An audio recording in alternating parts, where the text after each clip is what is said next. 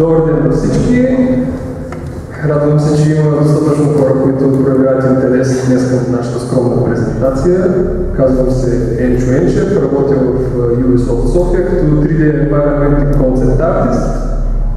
В тази фирма съм от почти 5 години. Работил съм по проекти като THI, Assassin's Creed 3 Liberation, Ghost Recon Shadow Wars, Assassin's Creed 4 Black Flag, който ще излезе много скоро на пазара и се надявам да бъде прият топло от публиката, защото определено играта има какво да покаже.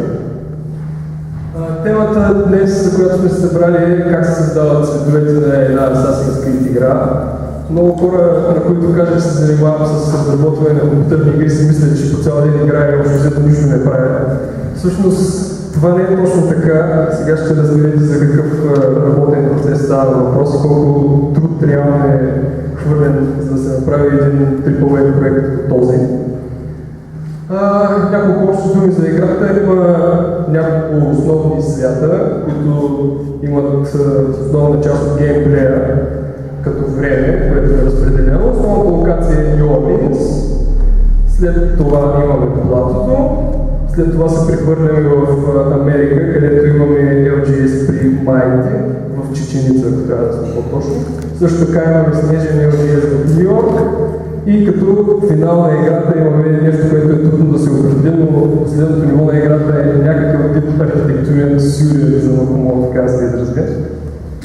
Аз съм тук, за да ви поговоря малко за основната локация New Orleans. Като се започва такъв голям проект, първо най-важното нещо е да изберем къде да ни се развива главното действие. Подбор на локацията и защо New Orleans, защо се спряхме на този град. Първото, което е най-важно, прави се историческо проучване.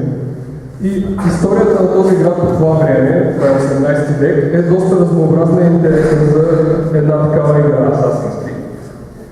Първо, той е бил един от малко добре организирани и добре подредени градове от това време, като е бил много голям търговски център с голямо пристанище, имаме много внос и износ на различни видове стоки. Имаме